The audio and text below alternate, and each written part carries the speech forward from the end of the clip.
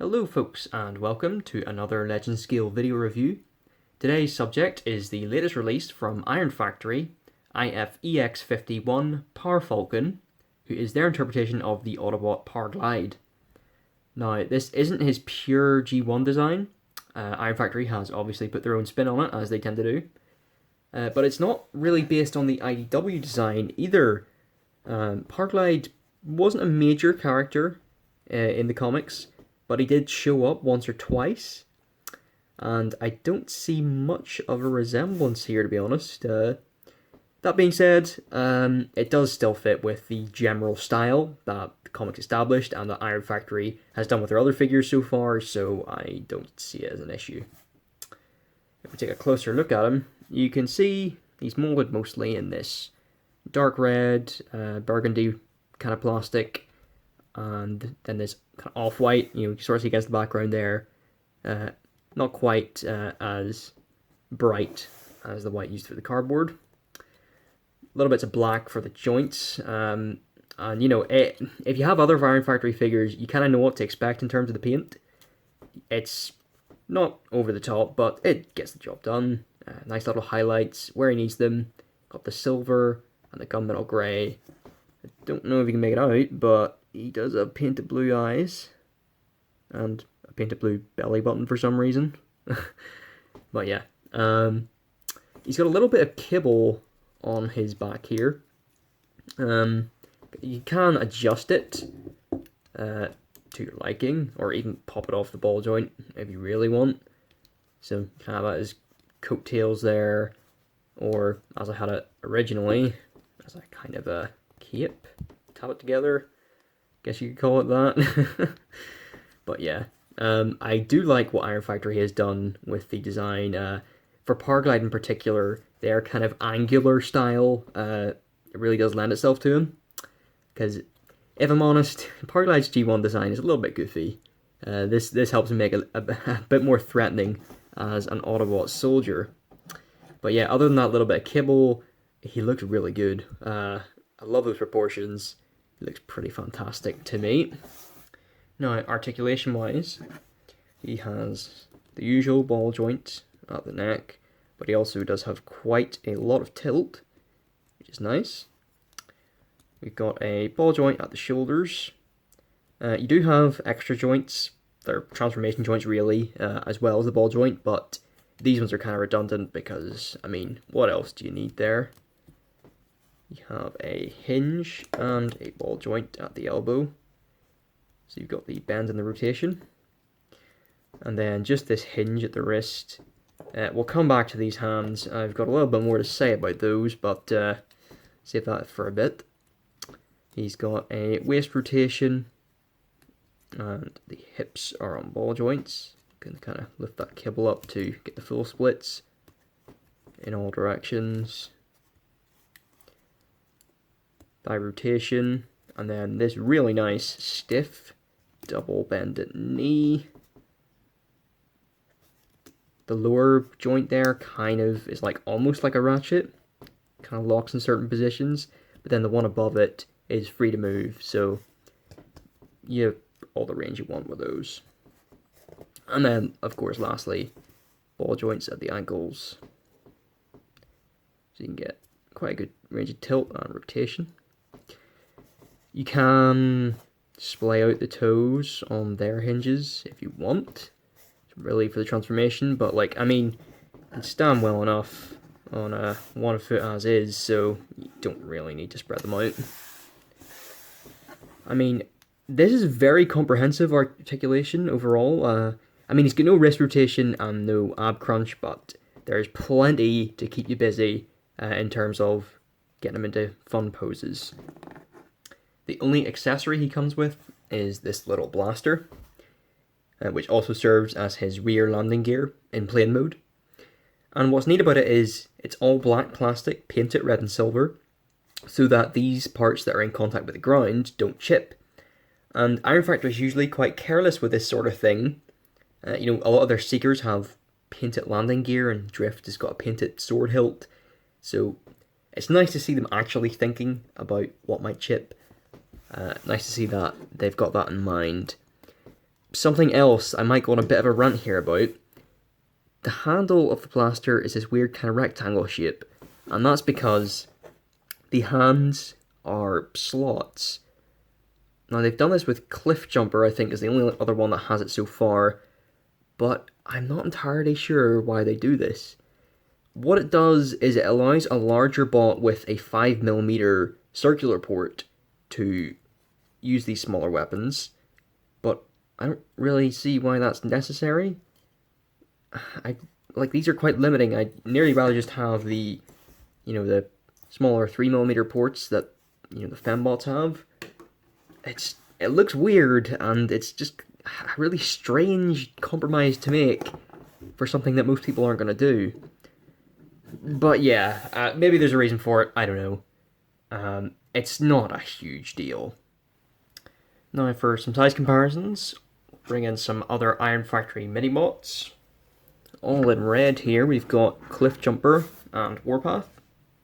There he is with Iron Factory Slipstream. There he is with Core Class Soundwave. There's how he scales with some Commander bots. We've got Iron Factory Galvatron and Ultra Magnus. There he is with Runabout and the Lego Stormtrooper. Now there is one more comparison I'd like to make.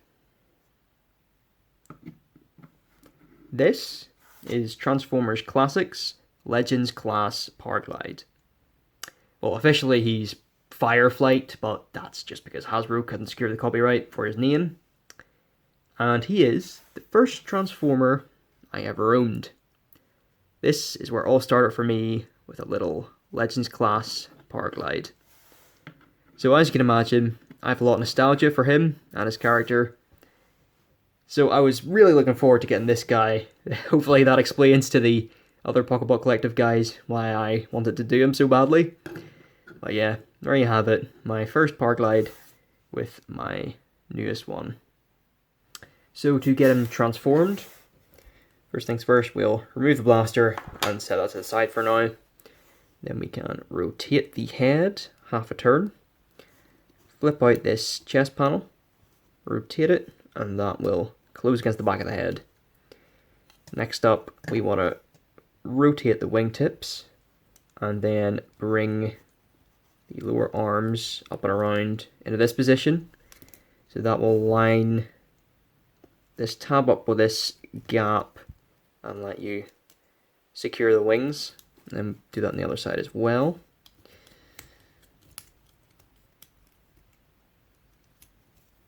Can be a little tricky to line it up since the shoulder's on a ball joint, but once you get it, it fits nice and securely. Next thing, we can fold these hands down into the spaces, and then we can open up the shoulders. Next thing, you want to rotate the waist 180 degrees, and then open up these panels. And that will allow you to lift the cockpit section and shift this whole shoulder assembly down as far as I can go.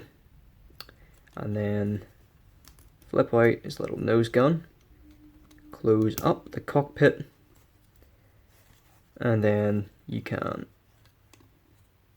tab these panels back together as they were before.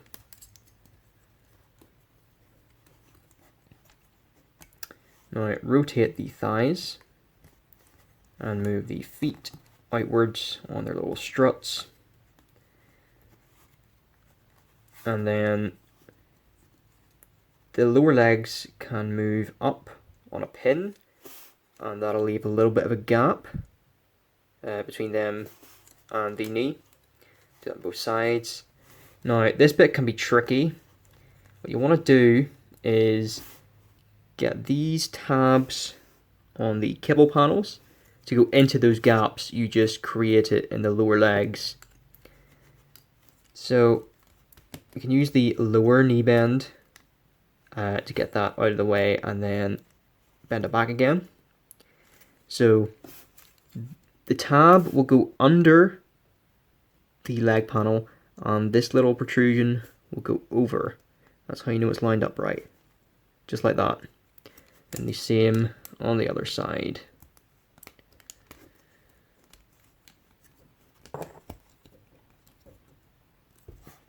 And there it is. Now we can open up these tail fins, position them however you like. There's a little bit of freedom to adjust those.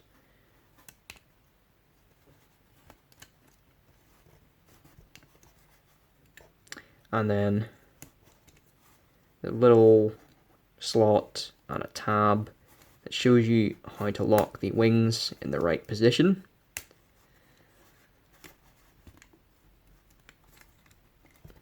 And lastly, bring the blaster back in, fold in the handle on the nozzle. That will tab in using the two tabs from one side. They'll go into these little gaps under the legs. And then don't forget to flip out the front one. So this is the jet mode. Quite a complex transformation for such a small plane, but I do think it pays off. Style-wise, it's less like the usual A10 Thunderbolt that Powerglide is, and more like a futuristic equivalent. Kind of reminds me of an MCU Quinjet a little. The one thing that jumps out about this is obviously the arms under the wings. I know it's part of Powerglide's design to have them there, but those hands really aren't hidden well. I wonder why they didn't just have them fold all the way in, you know? I know they need space for the elbow joint, but there has to have been a better way than to just leave them like this. It's a small gripe. Apart from that, this is a brilliant jet mode. Honestly, Iron Factory has not been very good at making planes up to this point, so this is a lovely change of pace. Just look at it. I mean, nice proportions, virtually nothing in the way of undercarriage, and it's really solid too. Honestly, if it weren't for those hands, I would consider this a perfect alt mode. I'll go as far as to say that. That's how much I like this. Now for some more size comparisons. There he is with Iron Factory nacelle. We take a look at the side profile here. Look at the difference. This is an old mold, you know. I think the Starscream is repainted from us around 4 years old at this point. Just look at the difference. I mean, they've come a long way, I think. I can only imagine what a new Seeker mold from Iron Factory would look like. I don't think my wall is ready for another 16 of those. There he is with Slipstream. There he is with Warpath and Cliffjumper again. And then with Run Amok and the Lego Stormtrooper. Well, that's about it for Iron Factory Powerglide. Overall, a really awesome little figure. I mean, this is one of the best Iron Factory I've put out in a good while. He's solid, fun, poseable, and he has a good alt mode, which can be a rarity when you collect Iron Factory figures. As far as I'm concerned, this is a step in the right direction. The Iron Samurai stuff had me a bit worried, but if they keep going on like this, Iron Factory will be doing well for time to come. But that's all I've got to say. Thanks for watching. Do be sure to check out the other videos on the channel, and goodbye.